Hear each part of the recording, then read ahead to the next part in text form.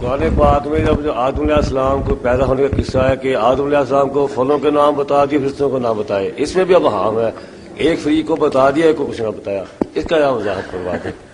یہ بڑا وہاں پیدا کرتا عام تفسیروں میں یہی لکھا ہوا ہے۔ بالکل ریاض صاحب کی بات ٹھیک ہے کہ جس طرح یہ واقعہ بیان کیا جاتا ہے تو پھر کہتے ہیں اس کا اللہ تعالیٰ نے نا مقابلہ کرایا فرشتوں کا آدم کا، وہ علم میں ہار گئے، یہ جیت گیا، اس لیے کہا یہ خلافت قائر ہے تم نہیں۔ اب بات تو پھر ریاض صاحب کی طرح ذہن میں آتی ہے نا کہ استاد ایک شاگرد کو سوال سمجھا دے، دوسرے کو نہ سمجھائے، پھر امتحان لینے بیٹھ جائے اور کہہ دے یہ فیل ہو گیا، یہ پاس، تو ایک جانبداری نعوذ باللہ، یہ کوئی طریقہ تو ٹھیک نہیں نا کہ اللہ نے فرشتوں کو نہ سکھائے، آدم علیہ السلام تو سکھا دیے اور بعد میں کہا کہ یہ جیت گیا وہ ہار گیا۔ تو یہ آپ کا سوال جو ہے نا ٹھیک ہے، اس لیے یہ جو کہتے ہیں نا کہ یہ مقابلہ تھا اور خلافت کا استحقاق ثابت کرنا، ایسی باتیں کوئی نہیں۔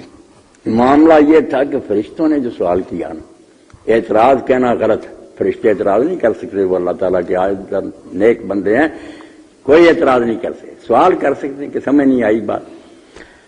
انہوں نے کہا اللہ تعالیٰ یہ تو کہتا ہے کہ میں ایک ایسی مخلوق بنانے لگا ہوں جس کو اختیار ہوگا، اس کی مرضی ہوگی، نیک رہے، مرضی ہوگی، اس سے تو گڑبڑ پڑنے کا اندیشہ۔ یہ جو انہوں نے کہا خون ریزیاں کرے استاد، وہ خلیفہ سے سمجھ آ رہی تھی کیونکہ زمین و آسمان اتنے بڑے ہیں، سورج چاند، مگر وہ بے بس ہیں، مجبور ہیں، جکڑے ہوئے ہیں، چل رہے ہیں اپنے طریقہ پر۔ یہ چھوٹا سا جو ہے نا، اس میں جب یہ پرزہ رکھ دیا کہ اس کی مرضی ہے فرشتہ بنے چاہے شیطان بن جائے، اس کو اختیار ہوگا، نیک بنے یا بد، دونوں اس میں چیزیں موجود ہیں، تو کانپ گئے کہ مجبور مخلوق تو ٹھیک ہے جس طرح چلائی چل رہا جہان، مگر ایسا آدمی جس کو اختیار ہوگا اگر وہ خرابی کی طرف چل پڑا پھر کیا ہوگا؟ فساد کرنے لگا، خون ریزیاں کرنے لگا، بدکاریاں کرنے لگا، جب اختیار ہے، آپشن ہے، تو اگر بگڑ گیا پھر کیا ہوگا؟ تو اللہ تعالیٰ نے بجائے زبانی سمجھانے کے نا انہیں زیارت کرا دی۔ ذرا غور سے سننا کہ وہ لوگ جو آدم علیہ السلام کی پوچھ سے نکالے، وہ نکالے تھے وہ اور کس طرح کہ وہ نبی یا نکالے، صدیق نکالے، شہید نکالے، جو قیامت تک نیک پیدا ہونے والے نا، ان کا دیدار کرایا۔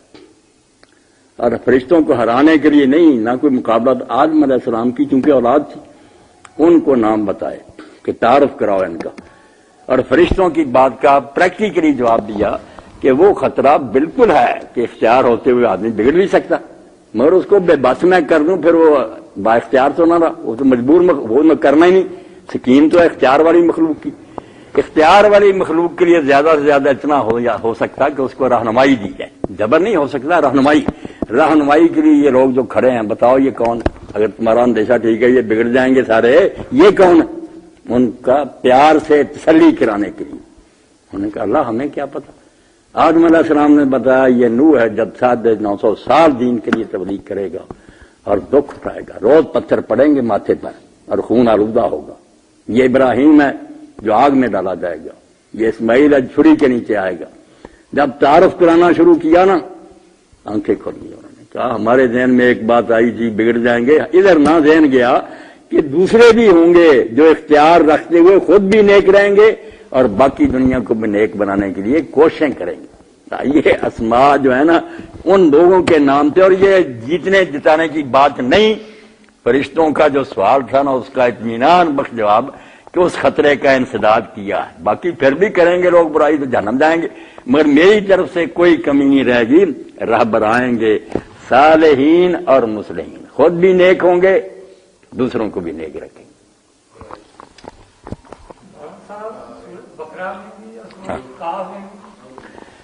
انہوں نے اپنی آنکھوں سے دیکھ لیا، زیارت کر لی کہ یہ نیک لوگ آئیں گے۔ سورت بقرہ میں بھی اور سورت کاف میں بھی جو فرشتوں کو سجدے کا آیا ہوگا، الملائکۃ اسجدوا الا ابلیس، آگے جواب ابلیس کا دیا، اس میں کیا یہ فرشتہ تھا؟ یہ نہیں، یہ فرشتہ نہیں، یہ تو میرے بھائی قرآن پاک نے کہہ دیا نا، کانا من الجن ففسق عن امر ربہ، وہ جنوں میں سے تھا اس لیے اس نے نافرمانی کی۔ فرشتہ تو نافرمانی نہیں کرتا، فرشتے تو جو ان کے بارے میں اللہ تعالیٰ نے دیکھا نا کیسے الفاظ استعمال کیے، قرآن مجید کی خوبیوں کو کیا عطا کر سکتا۔ فسجد الملائکۃ کلھم اجمعون، اللہ فرشتوں کی بریت اتنی کی کیونکہ آپ کی بات ہے نا، یہ عیسائی یہودی کہتے ہیں کہ شیطان اور اس کے ساتھی جو ہے نا یہ سرکش فرشتے ہیں، یہ جو باغی ہو گئے تھے نا فرشتے، ان کو فرشتہ کہتے ہیں نا. قرآن نے درست کیا کہ نہیں، فرشتے نہیں باغی ہو سکتے، وہ شیطان جنوں میں سے تھا.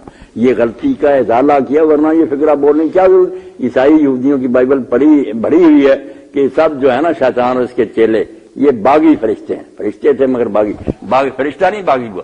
فرشتوں کا کالم ہے فسجد الملائکہ، تو پہلے تو ملائکہ جمع ہے اور اس پر الف لام لگا ہوا، جمع پر الف لام سب کے سب، پھر اتنے پر نہیں لکھ کلہم، سب کے سب نے سجدہ کیا.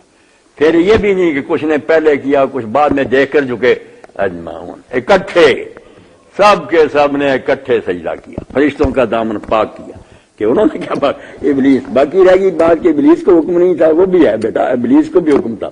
قرآن پاک کا یہ ہے کہ ہم ایک جگہ سے پڑھتے ہیں نا، وہ کوئی تاریخ کی کتاب نہیں کہ ساری کہانی ایک جگہ رکھی، وہ تو لیکچر ہے، کوئی ٹکڑا کسی موقع پر آ گیا. اسی سورہ اعراف میں آئے گا کہ اللہ تعالیٰ کہتا کوئی ابلیس کو کہ تو نے سجدہ کیوں نہ کیا، اذ امرتک، جب میں نے تجھے حکم دیا تھا. اس سے پتا چلا کہ فرشتوں کو بھی حکم تھا، ان جنات کو بھی حکم تھا. فرشتے سب کے سب جھک گئے. یہ اور اس کے کچھ ساتھی بے ایمان جو نہیں جھکے، کان من الکافرین، جو اس سے بھی علماء یہ سمجھے اس کے ساتھ اور بھی کئی بے ایمان ہو گئے، کچھ جنہوں نے سجدہ بھی کیا. حکم تھا. مولانا اس وقت صرف جنات اور ملائکہ ہی مخلوق تھے اور کوئی مخلوق نہیں تھی؟ نہیں، مخلوق تو ساری، یہ زمین آسمان سارے تھے، مگر وہ تو بے بس مخلوق ہے نا. فرشتے اور جو ہے نا جنات یہ بھی اپنی مرضی کر سکتے ہیں، ان میں شعور ہے، عقل ہے، سمجھ ہے، یہ اپنی مرضی کر سکتے ہیں. ان دونوں مخلوقوں کو حکم دیا نا، جو حکم کو سمجھتے بھی ہیں اس کی تعمیل بھی کر سکتے ہیں. باقی چیزیں تو پہلے جس کام پر لگائی وہ مجبوراً چل رہی. فرشتوں کے بارے میں بھی جو کہتے ہیں نا باتیں کچھ نہیں دی ہیں، مگر آپ ان کو ہضم کریں کہ وہ بے بس ہیں، یہ بھی غلط بات ہے. بے بس ہے پھر تعریف کیا کرنی. یہ جو کہا کہ سب نے سجدہ کیا کٹھے، بھی یہ بلے بلے کہنے کی کیا ضرورت، جب ہے ہی بے بس. نہیں، بے بس نہیں ہے. وہ بھی اگر نافرمانی کرنا چاہتے شیطان بن سکتے تھے کہ ہم نہیں سجدہ کریں گے، مگر انہوں نے کر دیا. ان کی شاباش ہے کہ وہ سب کے سب جھکے. یہ جو کہتے ہیں مجبور ہیں بے بس، غلط بات ہے. فرشتوں کی ساری باتیں عباد و مکرمون، وہ بڑے معزز غلام ہیں، لا یسبقون بالقول، کوئی بات اس سے آگے نہیں کرتے. وہم بامرہ یعملون، اس کے حکم پر عمل کرتے ہیں. اللہ تعریفیں کرتا. تو تین گروہ سیدھی بات مان لے کہ فرشتے اول نمبر ہیں کہ فوراً حکم مانا، آدمی دوسرے نمبر پر ہے کہ حکم توڑا، دانا کھایا مگر معافی مانگی، توبہ. یہ بھی طریقہ دوسرے نمبر پر آ گیا، مگر اچھا کہ آدم علیہ السلام پھر پہلے سے زیادہ درجہ بھاگے، مگر غلطی ہوگی. تیسرا ابلیس، یہ پھر گپ ہے کہ سرے سے حکمی. تینوں اس میں بھی حاصل ہو گیا کہ اول نمبر جنہوں نے یکدم سجدہ کیا، حکم توڑا مگر توبہ کر. اس لیے امام قرطبی وغیرہ کہتے ہیں یہ جو ہمارے یہاں مشہور ہے نا کہ انسان اشرف ہے فرشتوں سے، یہ کوئی بات نہیں. اللہ کے رسول علیہ السلام نے جب حدیث پاک میں فرمایا کہ اللہ کہتا ہے جو مجھے تنہا یاد کرے میں اسے تنہا یاد کرتا ہوں، اور جب وہ کسی محفل میں کرے تو میں اس محفل سے بہتر محفل میں ذکر کرتا ہوں. صاف لفظ میں مولانا خیر، اس سے بہتر محفل جو فرشتے ہیں اللہ کے پاس عرش میں، ان کے پاس ذکر کرتا ہے.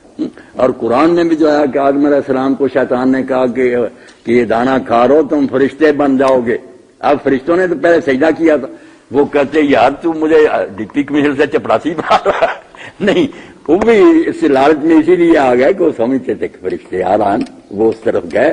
اشرف المخلوقات کوئی حدیث کا لفظ نہیں نہ قرآن کا، لوگوں نے اپنی طرف سے بنایا. ٹھیک ہے، انسان جو ہے نا ثواب میں بڑھ جاتا ہے کیونکہ جو امتحان دے رہا، خواہش ہیں اور اتنے لالچ وغیرہ، مقابلہ وہ مزدور کو جیسے مزدوری زیادہ دے دیتے نا، وہ الگ بات ہے. اجر دینا جو ہے نا پاک رہنے کی بات، وہ فرشتے بالکل دین بتاتا کہ اللہ تعالیٰ لا یعصون اللہ ما امرهم، جو حکم دیتا ہے رب اس کی وہ نافرمانی نہیں کرتے.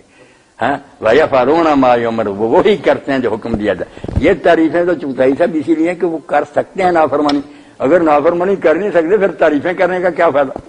جی مولانا یہیں سے ایک سوال میرے ذہن میں آتا ہے کہ کر رہے آپ تو وقت ہی ہو گیا 11 مولانا سجدے کی وجہ سے یہ اشرف المخلوقات کہتے ہیں. نہیں، سجدہ جو ہے نا اس سے سمجھنا کہ آدم علیہ السلام افضل تھے. نہیں، وہ جو ہے نا سجدہ وہ کوئی نہ تعظیمی تھا نہ وہ عبادت کا تھا، وہ امتحان کا سجدہ تھا کہ مجھے دیکھتے ہیں حکم دینے والے کو یا اس کو اب دیکھیں نا اللہ تعالیٰ نے ایسا سخت امتحان لیا کہ سامنے بنایا اور بنایا بھی من حمائم مسنون، وہ خمیر اٹھ گیا، بدبو آنے لگی، گارا سڑا ہوا، کہا اس سے بنا رہا ہوں، جب بنا رہا ہوں تو سجدہ کرنے، اس وقت یہ بھی نہیں تھا کہ یہ نام وغیرہ کچھ نہیں، ابھی پیدا بھی نہیں ہوا کہ میں ایک بشر بنانے والا ہوں سڑی ہوئی مٹی سے، بدبودار سے، جب اس میں روح پھونکوں تو سجدے میں گر جاؤں، یہ پہلے ہی کہہ دیا تھا۔ اب شیطان نے کہا یار میں آگ سے پیدا ہوا، اتنی صاف ستھری چیز ہے، یہ سڑی ہوئی مٹی سے، وہ اس کو ہی دیکھتا رہا کہ کس سے پیدا ہوا، حکم دینے والے کو نہ دیکھا کہ اللہ کہہ رہا۔ فرشتوں نے بھی سب کچھ دیکھا، مگر انہوں نے کہا ہم یار گارے مٹی کو دیکھیں یا اللہ تعالیٰ کو دیکھیں، انہوں نے اللہ تعالیٰ کی طرف نظر کر کے وہ امتحان دیا۔ جیسے چغتائی صاحب ہو نا صدر مملکت اور میں وہ ایک ادنا سا مراد ہوں، میرے سامنے حکم ہو جائے چغتائی صاحب اور اس کو سلام کریں، کتنی مشکل بات ہے، مگر اگر یہ مان جائیں کہ اگر قانون یہ کہتا ٹھیک ہے تو شاباش ہے۔ فرشتے جو نا وہ سخت امتحان سے گزر گئے کہ گارے مٹی والے کو انہوں نے سجدہ کر دیا، تعظیمی وغیرہ کوئی نہ تھا، ورنہ آدم علیہ السلام کو کیوں پھر شیطان کہتا کہ کھا لو فرشتے بن دو۔ قرآن پاک پڑھانا چاہیے، قصے کہانیوں کو چھوڑیں آپ۔